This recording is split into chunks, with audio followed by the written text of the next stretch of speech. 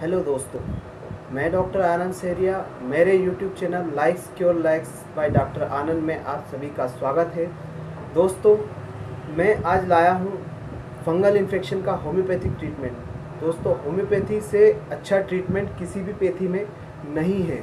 लोग एलोपैथी की दवाइयाँ खा खा के परेशान हैं। कुछ टाइम के लिए उनको आराम मिल जाता है, उसके बाद में वैसी ही कंडीशन वापस हो जाती है। दोस्तों, मैं आज बताऊंगा आपको फंगल इन्फेक्शन के बारे में कि फंगल इन्फेक्शन होता क्या है और क्या इसके लक्षण है, क्या कारण है और क्या इसका इलाज है।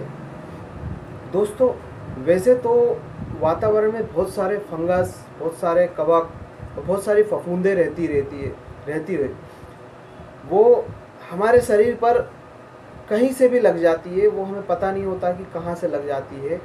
दोस्तों, जब तक हमारा इम्यून सिस्टम मजबूत रहेगा तब तक वो फंगस हमारी स्किन पे अटैक नहीं करेगा। जब भी हमारा इम्यून सिस्टम कमज़ोर हो जाएगा और हम इन फंगस के कांटेक्ट में आएंगे तो ये हमारे स्किन पे ग्रो करने लग जाएंगे।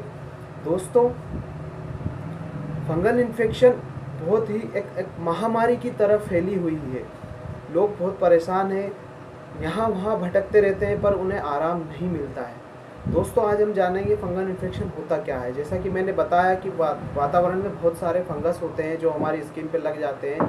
जब तक हमारा इम्यून सिस्टम मजबूत रहता है तब तक उससे लड़ता है और उनको ख़त्म करता है। जब भी इम्यून सिस्टम कमज़ोर होता है तो ये फंगस स्किन पे ग्रोथ करने लग जाते हैं। अब दोस्तों, देखते हैं कि फंगल इन्फेक्शन कितने टाइप का होता है। फंगल इन्फेक्शन बहुत टाइप का होता है, 5-6 तरह का फंगल इन्फेक्शन होता है। सिर में फंगल इन्फेक्शन अलग होता है, माउथ में अलग होता है, नाखूनों में अलग होता है, पैरों में अलग होता है और जो अपने गुप्तांग है, जननांग है, उनमें भी फंगल इन्फेक्शन होता है।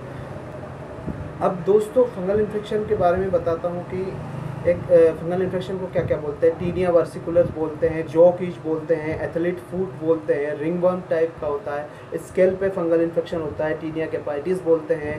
पैरों में फंगल इन्फेक्शन को टीनिया पेडिस बोलते हैं। नाखूनों में भी फंगल इन्फेक्शन हो जाता है। दोस्तों, फंगल इन्फेक्शन ज़्यादातर कवर्ड पार्ट में होता है। जो पार्ट ज़्यादातर कवर्ड रहता है, वहाँ पे मॉइस्चर रहता है, नमी रहती है, वहाँ पे फंगल इन्फेक्शन सबसे ज़्यादा ग्रो करता है। इसलिए दोस्तों, ज़्यादातर कॉटन के कपड़े पहने और खुली हवा में ज़्यादातर लोग खुली हवा में रहें और ऐसी जगह ना रहे जहाँ पे मॉइस्चर रहता हो या जहाँ पे उमस ज़्यादा रहती हो, वहाँ पे ना रहे। दोस्तों, अब हम जानेंगे कि फंगल इन्फेक्शन होता किस कारण से, इसके कारण क्या क्या है। दोस्तों, ज़्यादातर फंगल इन्फेक्शन गर्म और नर्म जो वातावरण होता है वहाँ पे ज़्यादा ग्रो करता है, जल्दी ग्रो करता है।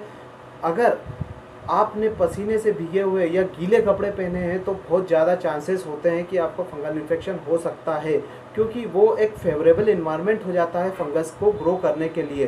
दोस्तों, अगर आप सही से साफ़ सफाई से नहीं रहते हैं, गंदे कपड़े पहनते हैं, रोज़ नहाते नहीं हैं, तो भी आपको फंगल इन्फेक्शन होने के चांसेस ज़्यादा होते हैं।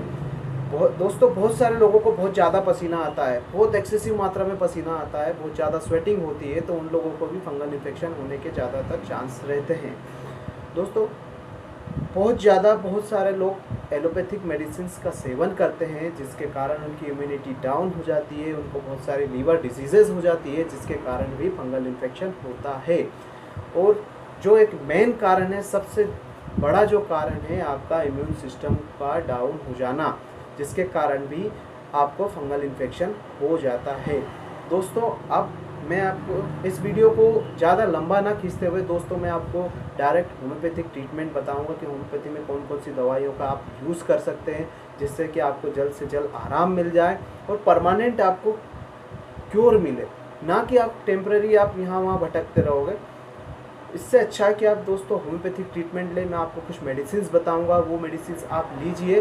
दोस्तों, मेन बात होम्योपैथिक ट्रीटमेंट में मेन बात यह है कि होम्योपैथी लक्षणों के आधार पे ठीक करती है बीमारी को।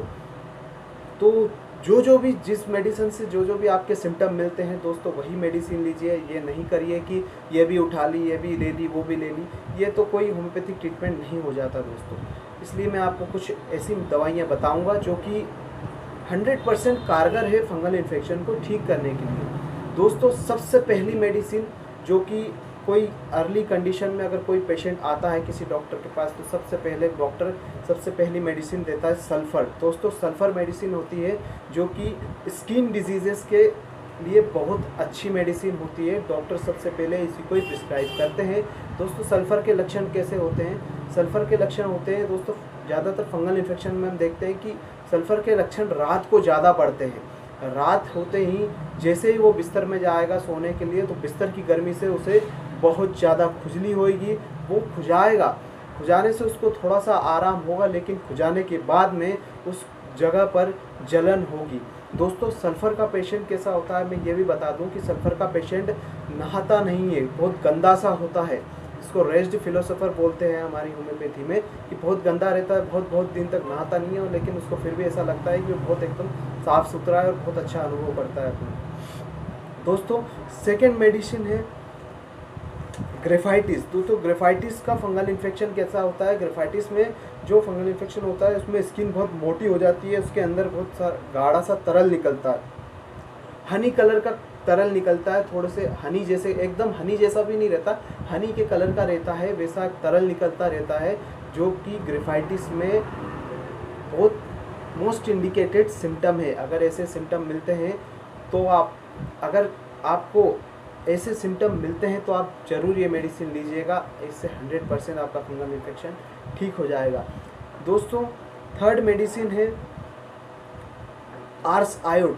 अगर दाढ़ी में अगर ज़्यादा खुजली चलती है दाढ़ी बनाने के बाद, जिसको जो बर्बर इच बोलते हैं, तो उसमें आर्स आयोड आप ले सकते हैं। तीसरी मेडिसिन है सोराइनम।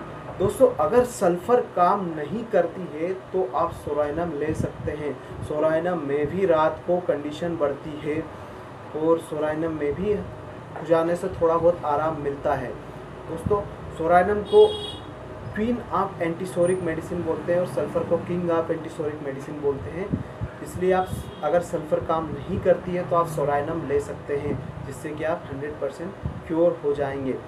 तीसरी नेक्स्ट मेडिसिन है दोस्तों लाइकोपोडियम। लाइकोपोडियम में अगर आपको कोई लीवर डिजीज़ है या आपको कोई डाइजेस्टिव डिसऑर्डर है, कोई डाइजेशन की प्रॉब्लम है जिसके कारण आपका फंगल इन्फेक्शन होता है, तो आप लाइकोपोडियम लीजिए, आपको इससे काफ़ी रिलीफ होगा। दोस्तों लाइकोपोडियम का एक मोस्ट इंडिकेटेड सिम्टम बताता हूँ कि लाइकोपोडियम के लक्षण शाम 4 से 8 बजे के बीच बढ़ते हैं, कोई भी लक्षण हो, कुछ भी हो, तो अगर लक्षण 4 से 8 बजे के बीच में बढ़ते हैं तो दोस्तों लाइकोपोडियम बहुत अच्छी दवाई है उन लक्षणों को ठीक करने के लिए। चाहे बीमारी कुछ भी हो, लक्षण 4 से 8 बजे के बीच में बढ़ेंगे तो लाइकोपोडियम ही मेडिसिन है। दोस्तों लाइकोपोडियम राइट साइडेड भी एक्ट करती है। अगर राइट साइडेड में अगर कोई आपको प्रॉब्लम है, कुछ भी है, स्टोन है या कुछ भी प्रॉब्लम है, एनीथिंग एल्स, और लक्षण शाम को 4 से 8 के बीच में बढ़ते हैं तो आप लाइकोपोडियम लीजिए, आपको 100% रिलीफ मिलेगा। दोस्तों एक बायोकेमिक मेडिसिन का नाम बताता हूँ जो कि होम्योपैथिक बायोकेमिक मेडिसिन है, काली म्यूर 6X में लीजिए। दोस्तों आप ये ट्रीटमेंट के साथ में अल्टरनेटिव ट्रीटमेंट आप लीजिए, 4 गोली सुबह दोपहर शाम लेना है। और दोस्तों जो भी मैंने बताई है ये दवाइयाँ ज़्यादातर 30 पोटेंसी में है। सल्फ़र, सोराइनम ये 200 पोटेंसी में दोस्तों लेना है। इसके अलावा एक और मेडिसिन है सिफिलिनम। सिफिलिनम के लक्षण रात को बढ़ते हैं, रात को सिफिलिनम का एग्रावेशन होता है, चाहे कुछ भी हो, कोई भी बीमारी हो, अगर सिफिलिनम के लक्षण है कि रात को ही बढ़ता है, दिन भर ठीक रहता है, तो सिफिलिनम से भी आपको आराम मिल सकता है। दोस्तों कुछ घरेलू उपाय भी बताऊंगा, जैसे कि हम जानते हैं, पूरी दुनिया जानती है, पूरे देश जानता है कि नीम से अच्छी दवाई स्किन के लिए कोई भी नहीं है। तो दोस्तों आप नीम का प्रयोग कर सकते हैं, आप एलोवेरा का प्रयोग कर सकते हैं। दूसरा, अगर आपको बहुत ज़्यादा खुजली चलती है तो आप वहाँ पे नारियल तेल अप्लाई कर सकते हैं, जिससे आपको थोड़ा बहुत आराम मिल जाएगा। दोस्तों एक होम्योपैथी में एक क्रीम आती है मरमदाद करके, उस क्रीम का नाम है मरमदाद। दोस्तों अगर आपको ज़्यादा प्रॉब्लम है तो आप उस क्रीम का भी इस्तेमाल कर सकते हैं। दोस्तों एलोपैथिक में बहुत सारी स्टेरॉइड की क्रीम आती है, वो क्रीम आपको नहीं यूज़ करना है। बहुत सारे डॉक्टर बहुत सारे स्टेरॉइड के इंजेक्शन लगाते हैं, वो इंजेक्शन आपको नहीं लगवाना है, वो कोई परमानेंट इलाज नहीं है। दोस्तों इसलिए आपको होम्योपैथिक ट्रीटमेंट लेना चाहिए जिसमें कि परमानेंट आप ठीक हो जाएं। धन्यवाद दोस्तों। मेरे इस वीडियो को ज़्यादा से ज़्यादा लाइक कीजिए, शेयर कीजिए, सब्सक्राइब कीजिए और बेल आइकन को जरूर दबाइए जिससे कि मेरी लेटेस्ट वीडियो आपके पास सबसे पहले पहुंच सके। धन्यवाद।